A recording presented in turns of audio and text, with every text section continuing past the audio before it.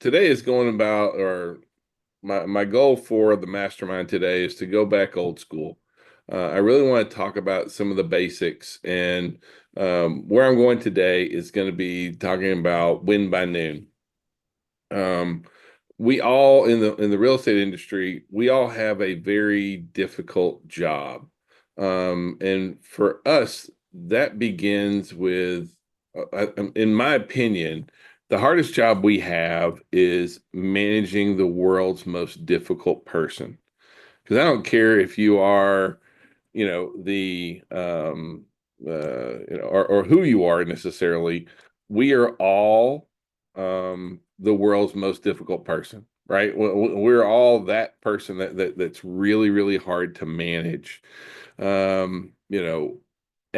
an entrepreneur, as a small business person, one of the biggest challenges I see when it comes to agents and realtors who are really successful and agents and realtors who aren't are the ones that understand that they're running a business, that their business is them. They are the product that they're selling, but they operate their business like a business. So many people, especially new folks, when they get into the business, they're like, oh, somebody's going to teach me, somebody's going to do this. It's like a job. It's not like a job. You are a solopreneur, right? It's a double-edged sword, right? Because on one hand, you have the ability to do whatever you want, and on the other hand, you have the ability to do nothing, and nobody's going to fire you. And so being able to manage the world's most difficult person is probably one of the biggest challenges. We saw that for Ming and I. We saw that for our own business, especially when we're still just like selling full time. Was It was really easy for me to just kind of spend a lot of time either doing busy work or not really being focused and just kind of floundering around. I'm a person that really needs to go to an office. I have to have a place where I go to. Otherwise, I have a very difficult time with that. But when our business really took off was when we decided that we were going to manage our business like a business. See, people don't decide their future, people decide their habits, and their habits decide their futures is probably one of the biggest challenges that we have out there. And so, you know, the place where I see the biggest uh I'm not sure challenge, but is the right word, but like scheduling for real estate professionals is a very tough call. Generally speaking, and I bet Neil can back me up on this. If you show me your schedule, I can show you how much money you're going to make. We find that the folks that manage their schedule very, very effectively tend to be the ones who are the most successful in our industry. Like if it's not on your schedule, it's not going to happen. But it's very easy just to say, oh, you need to go get a schedule. You should have a schedule. For us, it really does come down, and when we became the most successful was because, or when once we realized that we have to manage our business like a business, and that comes down with having a schedule. If I was going to open a store up in a shopping center, I would have hours of operation. I would say this is the time that somebody's going to show up. This is when that's going to end. This is these are the things that we're going to do to get the store ready to open. This is the level of service that we're going to provide. And we would do all those kind of things if we had a brick and mortar store. The thing is a lot of us tend to operate like we're not a business. We don't have hours of operation. We don't have anything set up. We just kind of fly by the seat of our pants, and we tend to wing it to a large degree as an industry. I'm not saying every single person's the same way, but as an industry, we have a lot of folks that just kind of, we get up at crack of noon sometimes, that kind of thing. Like if you treat your own business like it's not a real business, it's very hard for the rest of your family to treat your business like a business as well. So, the thing is that you start to realize that either you run the day or the day runs you. Um, I would find that, I would spend a lot of time reacting to crises and reacting to issues and problems and challenges that I had. And not necessarily like I think we've all been there where your business is just running you, and then at the end of the day, you feel like you didn't really get anything done, and you're not really feeling like you're moving forward. However, we found that once we realized that when I do these sets of tasks on a consistent basis, my business tends to move forward. And so what we adopted was the win by noon strategy. And win by noon is nothing more than a time blocking strategy, but it's the one I want to share with you because it's what Ming and I did to really grow our business to the next level. It's how we really started treating our business like a business. And so for us, it was the win by noon strategy. I'm not saying that you have to necessarily emulate what we did, but I can tell you that for us, we found that for agents that follow a schedule and then work daily until around noon, as far as like working in their business, tend to be some of the most successful group of realtors out there. It's a very consistent process that we've seen throughout the entire industry. It's what we started doing, but we learned it from other people. There's basically three elements, three basic parts to a win by noon strategy.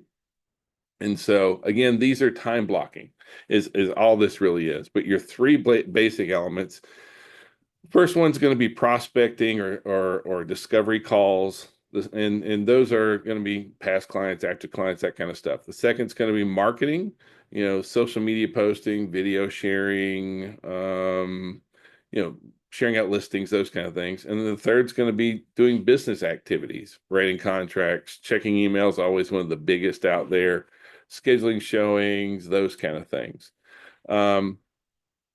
The whole idea about having a win by noon strategy is that we know that it's never going to be perfect. You're going to have to try and have some sort of a structure or schedule where you keep your business operating, or else your business starts to run you. There's going to be times when you're going to have to manage a crisis, and I totally get that. But how you want to treat this is the same way as like a GPS that you have. Like you're on your way to a destination, and all of a sudden there's a wreck, something in front of you. And so your GPS takes you back around, but eventually you get back onto the way that you're going. Same kind of thing when you have a business strategy, something similar to the win by noon, kind of strategy here, is that things may happen, but then I'm going to get right back into my schedule again.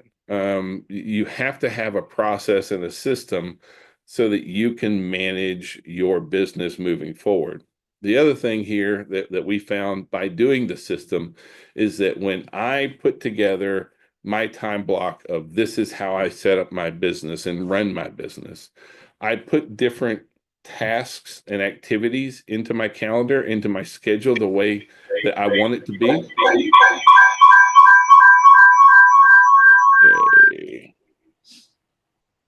Okay.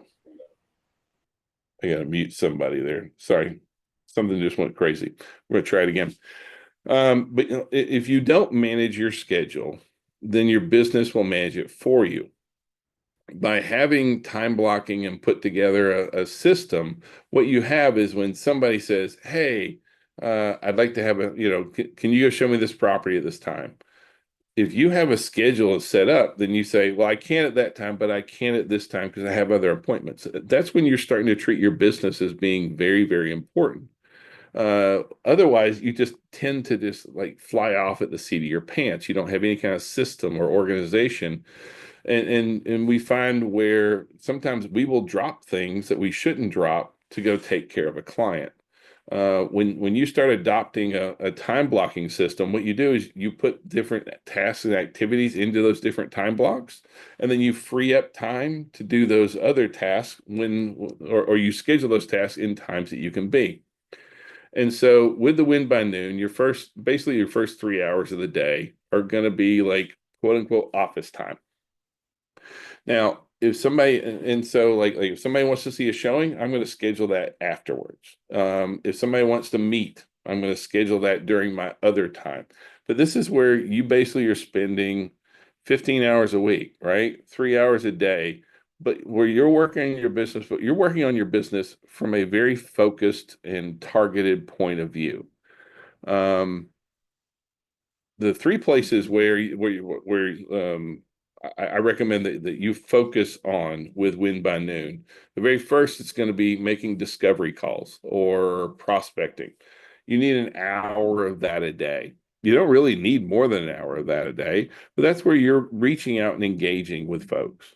Our business is a relationship business, and you don't have any kind of relationships unless you're talking to people, unless you're conversing with people, and the easiest way to do that is going to be over the phone. I'm not saying you can't go meet people. That's definitely a strong, but like the whole idea is that you spend an hour a day reaching out, and so these can be past clients, these can be active clients that you're currently working with, these can be prospects, these could be friends, it could be cold calls, but that's not really what I'm talking about doing is necessarily cold calling. For the vast majority of us, we are relationship based, and so this is just a matter of going out and making calls and talking to people, because the whole idea is that for every 40 conversations about real estate, one will transact or one will do a transaction with you. And so when you're being very intentional about these calls every single day. Now, the reason I say that your discovery call should be first thing is as soon as you start doing other things, it's very hard to get back into prospecting, to get back into making your calls. You need to do that every single day. And so it's kind of like, how do you eat a frog? Quickly. And so just you want to get that done, get that piece of your day out of the way. But you have to guard that time and you have to schedule that time. Um, Now, in making discovery calls, it's not about having a list of questions that you want to have answered. It's a matter of trying to dig deep and build relationships with people. There's a recent study out that said that for the top salespeople, they'll ask 7 to 11 questions when they talk to somebody.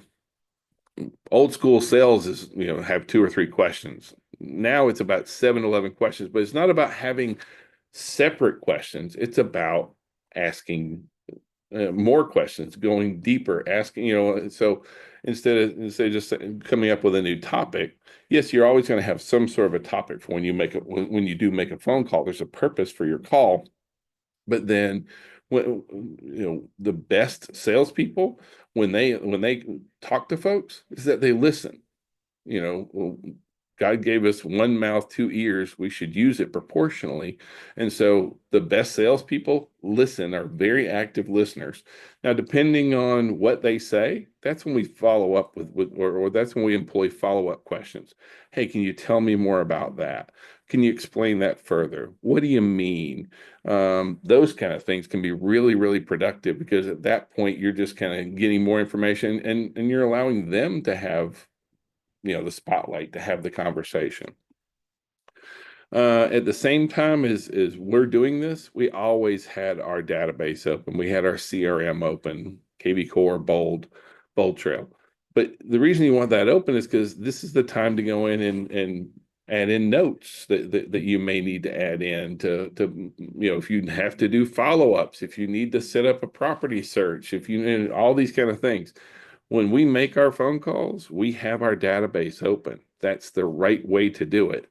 But you need to do that for an hour a day. Again, if you don't schedule time for it, it's not going to happen. So I really want, that, and so for us, it was always that hour a day of just constantly engaging inside our sphere, working with our folks, talking to our people, those kind of things was really crucial to our success. Your second hour, we called it marketing, but like the whole idea is that you want to be able to work in your business, on your business, and for your business. And so for marketing, You know, all marketing for real estate agents really need to start with who is your target client. If you don't have a target client, then you don't have a marketing plan. You don't have any reason to reach out. You're just trying to be everything to everybody. So first thing is that, you know, have a target client, because when I say marketing for an hour, you have to, you know, like you've got an hour a day where you need to be working inside your database, looking at the lead systems that you're employing in order to generate more leads, because you have to always be bringing in new leads and building more relationships. You have to be reaching out into your database. This would be a great time to send follow-up text messages to work on your lead generation systems. All these kind of things are the things that you do. So if you're gonna make some social media post, if you're gonna record a video, that's all what you do in this marketing time in the morning. So this may be, you may prepare emails that you're going to be sending out into your database. You may be making a video. But the whole idea is that you want to work on marketing towards your target group, towards your target client. That doesn't mean that your target clients are the only people that you work with. That's just, this is the folks that I'm going to try and reach out to, because if I try and focus my outreach on a particular group, it's much easier for me to be attracted, or for them to be attracted to me, to want to engage with me, as opposed to just trying to post just a bunch of random stuff. When you look at what so many people put out there for marketing, it's just kind of like throw it up on the wall and to see what sticks, as opposed to having a consistent plan for what you do. If you're targeting first time buyers, well, then you have to say, okay, my first time buyers, these are their concerns. So these are the videos that I would produce to answer those kind of concerns. These are the type of properties I'm going to share for that first time buyers would be interested in. These are the kind of text messages that I would send. You know, all these things are all focused around that. But you want to spend an hour working on some sort of a marketing outreach, following up on your lead systems, those kind of things. So now we spent an hour prospecting, we spent an hour marketing. Our third hour is going to be what I call business. And so this is where you're just doing the nuts and bolts. And so if you were able to, now is the time when you were able to wait. Now is the time when you answer emails. Sometimes we would do business before we did marketing, but we would always do prospecting first. If you don't prospect first, if you don't reach out first, it's really hard to get back to it. As soon as you put your firefighter hat on and you start answering emails and handling challenges and those kind of things, sometimes it's very easy to be like, well, I'll just do that tomorrow. So always prospect first, but then, when it comes time to work in your business, now's the time to check emails, answer emails, go through, look at the hot sheets, see what's going on with properties, do property searches, check out your neighborhoods, pull MLS listings.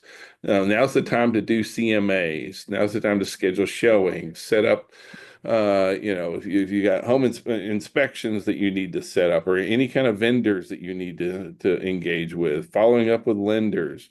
But this is just the normal business stuff that you have to take care of. And so at this point, you're down to 3 hours. But at this point, it's normally right around noon. Now's the time when you need to be kind of thinking about lunch and all that kind of stuff. But really, uh, this is where now's the time to get out, right? So you spent your first 3 hours, whether it's at your home office or at an office, and you had a very specific plan for this is what I was going to try and achieve today. I reached out to my clients, I followed up on, I worked on my business, I worked on my marketing. And so now you've got the rest of the day, right? And so now's the time when you did set up those showings, when you could go preview properties. Now's when you could go and not just look at properties. Maybe you set up some appointments to go see new construction neighborhoods and find out some deals that are going on there. You could do more prospecting again if you wanted to in the afternoons, but that's depending on what your schedule is. What I don't find helpful is if you spend all day prospecting, you just get so sick of it that you just will not prospect the rest of the week. You're better off to do a little bit every single day. Now you could go out and record a video. You could go, take CE classes, work on a lead system a little bit more, really dive into your database, dive into your CRM. But now's the stuff when you can start having the flexibility of a schedule. Because all those folks that wanted to, hey, I want to go see property, now's when you put that in. If you have to go on a listing appointment tonight, well, then go ahead and pick up the kids from school and take them to the park. The whole idea is that you own your schedule as opposed to your schedule owning you. And it seems odd that having a schedule would give you more freedom. It does give you a lot more freedom if you manage it effectively. And that's what the win by noon system did for Ming and I. It was how we used we used our mornings in order to schedule and make sure we took care of all the things that we need to take care of in a day on a daily basis, and still had the time to be able to play and hang out with the kids and do these other things in case we had to handle other elements of the real estate transactions out there. Last thing I kind of want that we found to be very, very effective, and it is like, who's your accountability partner? Like, for so many of us, we don't have accountability partners. We don't have anyone that can kind of, and not necessarily hold us in check, but someone that can help us to be successful, someone that cares about what we're doing and that we have to answer to. On one hand, I know the value of having an accountability partner. On the other, I really dislike it. And I think most people are that way. I don't like to have to be accountable to anyone. I don't like to have to answer for what it is. But if you really want to kind of grow your business, then having this accountability person can really kind of help you um, take it to the next level to be able to grow that a little bit more, kind of thing. So, the whole thing about today is really just about, do you have a schedule? How are you going to organize that schedule? What does your time blocks look like? If you're not using a system, and again, Win by Noon is not the only system out there, but for us, it was incredibly effective that way. I know several of you guys have some very effective systems and schedules that you follow, and I think that you would, I hope you guys will share who do have really good systems out there. That the more you follow your system, the more successful that you really, really are. Michelle, I know that you've got a very effective schedule out there. Well, I love scheduling. I guess the hard part sometimes is actually following the schedule.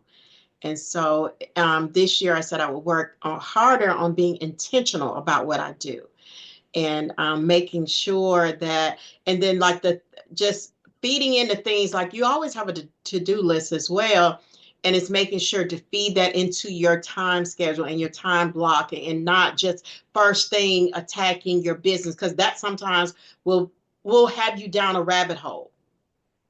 And then even answering calls, that's the other thing too, that are not like, I have a lot of people that I connect with, but now I've learned, don't take those calls. Just call them back.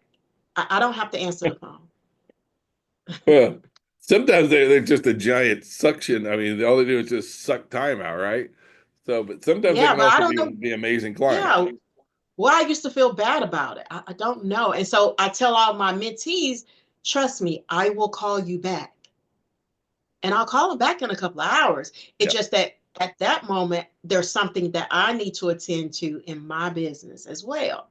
So I'm really good at calling back. But, and I also, the other thing that I do is I make people's, not make, but require that they schedule that time with me. If you're going to have more than a 10-minute conversation, then just schedule it with me. I love Calendly. I I love it love Calendly because too. I Yeah. get to put the times that I can take a call, that I can, have an accountability meeting with you. And I don't mind, especially during those times that I'm not doing, those things that you talked about that have to be done in the very beginning. Hmm. But yeah, and the other thing is I love Google Calendar, because just like you said, those time blocks, you can have that set up in your schedule. It's there, and you can, every, like if someone you don't get the notification. Like my phone makes it so that I don't even get the notifications, that I'm just focused when I have certain blocks of time blocked off. Yeah. Very good. Very good. Yeah, Neil, I know that you guys are really organized too. Okay. No, sorry, I had to unmute myself. Um, yeah, I don't know. I go through phases, to be honest. Like I will be super organized, super productive for a while, and then I don't know. It's just a weird stage of life for me, I believe. Um, but but Amy, my wife, is super organized. I mean, everything. There's checks and balances for everything. Everything. There's spreadsheets for everything. And we operate better that way. Is having that. And when I was in real estate coaching years ago, um, that was the most valuable piece that I took from the coaching was the accountability piece because we we would set goals for me. So I mean, it was my goals. They would ask me, what your goals are. So I would set up what my goals were. They held me accountable to my goals, which is different than holding somebody like an employee accountable to their work. Yeah. This is what you have said is important to you. So we're holding you to that. And we would make unrealistic goals. I thought were unrealistic. And it turned out it was very realistic. I just hadn't been organized and disciplined enough to make every call, to send every email, to send every text. But when I knew I was going to have to face someone that was literally 2,000 miles away on Zoom every other week, I did not want to say I didn't achieve my goals. I wanted to be able to get on there and say, yes, I did. And I've shared this with our agents before that, I'd been a part-time agent. I was a PE teacher and coach. So I was just selling on the side. And I think the most I'd sold, it was either 7 or 9 homes in 1 year. And because I was doing it part-time. Well, when I started being held accountable, I was still teaching and coaching. But when I was doing the coaching, real estate coaching, being coached and pushed to reach my own goals, I went for the first 6 months of the year and I closed 12. So it was like a huge difference. And I saw it was all about me actually doing something, not waiting on it to fall in my lap, but actually making the calls and not cold calls. Because I'm like you, Alan. Yeah. You'd have to pay me a lot to sit and call people because I don't like to receive those calls. Well, I don't like doing business like that. That's not the way I want to do my business, but you don't have to. No, and I've never had to. I've never bought a lead for myself. We tried buying them for the company before, and it was a big flop because they had no skin in the game and they didn't follow up with those leads. I had 1 or 2 people that did, but yeah, it's about what you do. And we're starting next week with a group, and I'm not sure how many's going to be involved from ours, but Monday, Tuesday, Wednesday of each week, we're going to be meeting Zoom and going through the same things you're talking about today is kind of the things that we're going to do together. And then I've got to outline for Thursdays and Fridays for them because we won't meet online, but they still need to work. One of the requirements they got to be on that meeting. But one of the requirements is they have to be on the meeting. Mastermind. And this mastermind, we're going to, I'm having a meeting tomorrow to go over things, but they're going to find out that next week when we start, they're going to be expected to log in here to this meeting and I'll be check and roll. Like I will click on the attendees and I'll be seeing who's in there and I've shared this with you, you guys I think I did at the last franchise meeting that, I'm taking a $750 deposit. I'm not charging anybody anything. I'm taking a deposit so that they have some skin in the game. So they will attend and they will do the work. And then if they complete this 90-day course, I'm going to give them their money back. I won't need their money. We will close a lot more deals if they're doing what they're supposed to be doing. We saw the same thing out of coaching. When we did coaching, we saw the same thing was that when I pay somebody, I've got skin in the game, and I know that, and it's crazy when we got some great pieces of advice, and we're like, yeah, yeah, yeah, yeah. But when I'm paying you for that advice, I actually do it then. There's so many times that we hear things and we're like, yeah, that'd be really good. But when you put your money down, that's a Mm-hmm. little bit of a different thing. It's better if you can be able to do that without having to put your money down. But I Oh think we yeah. learned that same similar thing out of coaching that you're talking about right there. Well, the coaching I did, I paid the 6,500 up front. It was somewhere in the ballpark of $6,500 for the year for 1 year of coaching. Hmm. That was not a deposit. They was getting nothing back. I could have Right. paid that and walked away. I would have not got a dime back. But that motivated me because I was like, well, I've got to get more sales to make it worth giving up that much money. Well, and you saw, I closed, like I said, I closed 12 deals in 6 months when I usually close maybe on a really good year, 7 in a year. So I more than got my money back from that.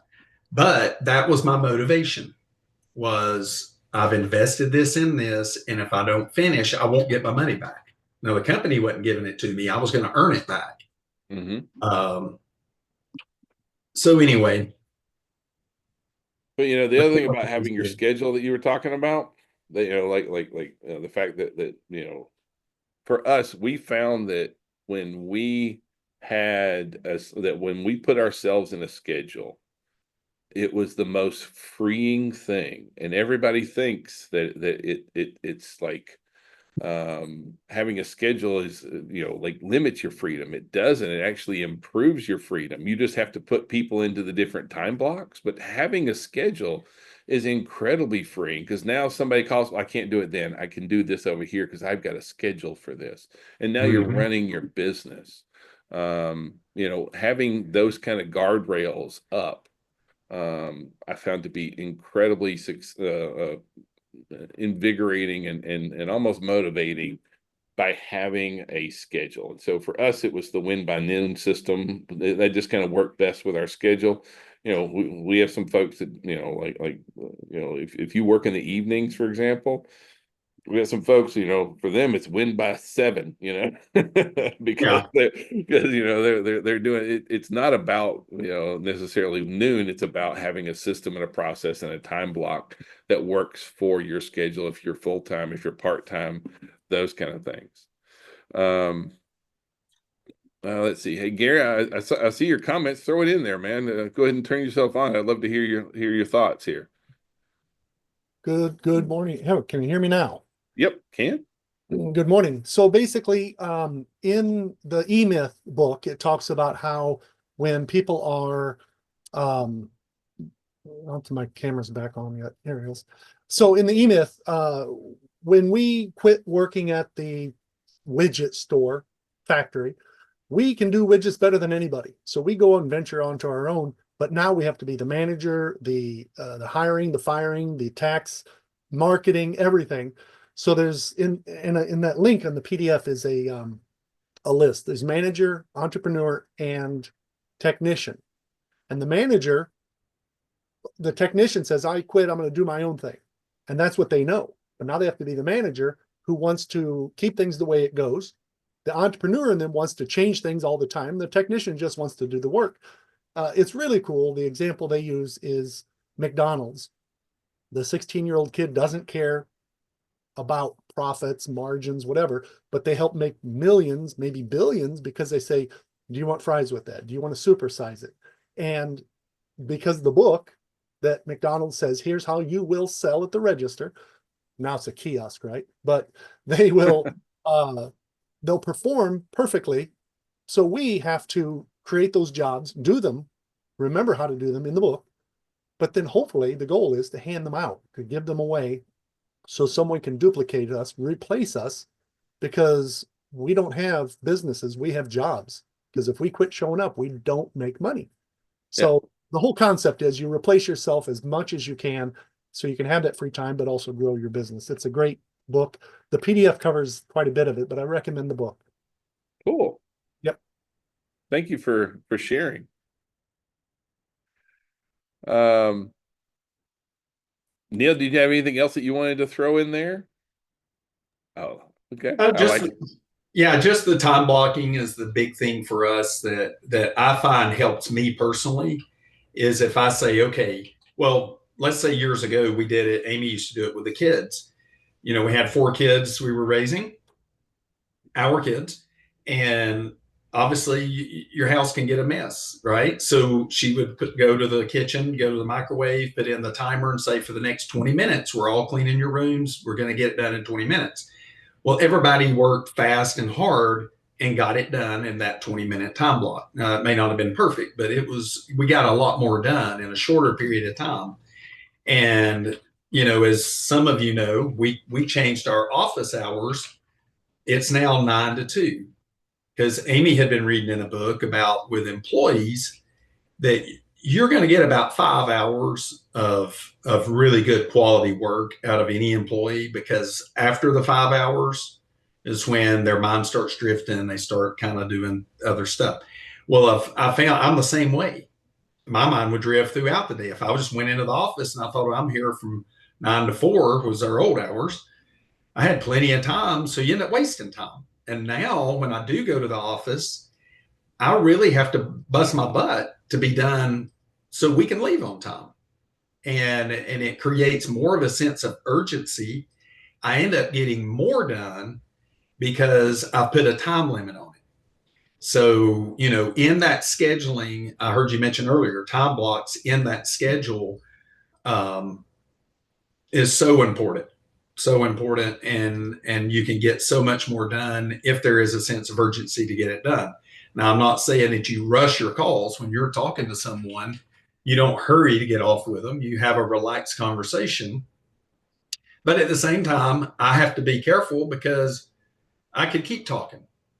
You see on here, when I'm muted, I'll sit and listen for a long time. And then when Alan asks me and I start talking, I have a hard time stopping. So I have to limit myself on, okay, when does this conversation end? And usually it's when Amy's in the room and she's motioning and going, that's enough, get off, next call. So I have an accountability partner, and it's great because we're together all the time, and that's helpful, but everybody don't have that. So that's where I feel like this Monday morning meeting is good. But if you get one-on-one with someone where it's someone you trust, it's going to say, you're going to tell them your goals, and they're going to ask you, what have you done to reach your goals? You're going to be way more motivated to do it. I know I go to the gym more when my daughter's home from college and she wants to go. So, I feel accountable to her. She wants to go and she can go on my membership. I have to be there if she's going to go. So I'm accountable to her. So I go more. So anyway, I think it's 100% the most important thing in business is just how your accountability is set up. And, the schedule definitely, if you don't have it laid out what you're going to do, how can you know if you're moving forward? Like you said, I think earlier, Alan, you can work all day and then at the end of the day, you don't even feel like you accomplished anything. Got nothing done. Yeah. Because this is a business. You can be very busy in it. And broke. That's the one thing I learned at Keller Williams. I learned when I first got licensed, you can be very busy in this business and do a whole lot of work and not make any money. So you got to focus on the right things and hold yourself accountable to the things that's going to bring you money. Hey, the one thing that you were talking about, getting stuff done. It's kind of like anytime you're getting ready to go on vacation, look at how much stuff you get done right before then. It's amazing how much stuff that when you're really, really focused. But there was a large study done between South Korea and Silicon Valley. And in South Korea, you're expected to work 70, 80 hours a week. Like they believe in just like nobody leaves until the boss leaves, and it's about putting your time in. But then they started looking at how much folks were really getting done. It's like, if I have all day to get something done, I take all day to get something done. And at the same time, they did this other study comparing that to Silicon Valley and going to 4-day work weeks. and going to 6-hour days and 5-hour days, and found that they were getting more done in 4 days or in 5 hours a day than folks were getting done in South Korea that were there all day long, because it's about how focused you are. And that's the other thing that for us, as far as like in the time blocking and the scheduling, like if I've got win by noon, then like I want to be done by noon. Like you have to push yourself a little bit for that, because if you have all day to do something, then you generally take all day. I know I'm the same way. Like I got to mow the grass today, and so I may be out there at 5 o'clock in the afternoon, just now finally getting around to mowing it, as opposed to just getting it done. So having that, like having some sort of parameters up there can be really, really effective. Let's see, does anybody else have like that's the basis for what I really wanted to talk about today, which was like time blocking, scheduling, accountability. Those are the biggies out here. I think that starting off the first of the year, this is a great time to really be looking at this again, because this is one of those things that can help you really grow your business. So anybody have any questions or want to throw in, have any other advice? Because we'd love to hear from you. Another thing, Alan, is checklist. Having checklist, so you check it off. Now, Amy has to stay on me about that all the time. And those of you who know, Amy's my wife. So she's real good at making checklists. And a lot of days she'll make hers and she'll make mine. And then I'm able to check it off, and I get way more done. I want to be like Amy when I grow up. Yeah. Yeah. So, but even with a checklist, what I have found is those things that you really don't enjoy doing or you don't want to do, put it on there first and make it a priority and get it done first. Because what ends up happening with checklist is you go through and you pick out the easy, the fun, the things you enjoy. And then you run out of time to do that one thing you didn't really want to do. And it was probably the most important. So, it's kind of like when I've got a meal in front of me and there's some broccoli on there. Well, I like broccoli, but I like the chicken and the potatoes better, but I'm going to go ahead and eat all the broccoli first. So it's done. Now I don't have to worry about it. I can enjoy the part of the meal that I like. So it's kind of like getting the work over with first that you don't like, and then you'll finish those other tasks because you enjoy doing them. Very good. Alan, I want to speak to what you said about when you have all day to do something, we procrastinate. When we have all of this time to do something, a lot of times we'll do all these other things before we do it, because we have all this time to do it in, or we've given ourselves this time. And then the other thing I wanted to say was, it's amazing how much work you get done when you have a plan. Like if I wake up and I don't have a plan in place, the end of the day, I'm like, I don't know what I did. But if I have a plan in place, I'm amazed how much I did in that one day. If I say, I'm going to go here, I'm going to do this, I'm going to do this, I'm going to wake up, I'm going to this. It's just amazing how much can be accomplished when you have a plan. It's just like if I was just going from here to California. If I don't have a plan in place to get there, well, I'll eventually get there. But if I set my time, I'm going to get there faster than if I just sort of, That's awesome. Thank you, Michelle. You're welcome. All right. Anybody else have anything? Anything else they want to share, contribute, questions? All right. Well, then I think we're done for today. I look forward to seeing y'all next week. I love and appreciate y'all so very much. Have a blessed week, everybody. Hey, you too. Thanks, Alan. All right. Thanks, Neil. Have a great day. Bye, guys.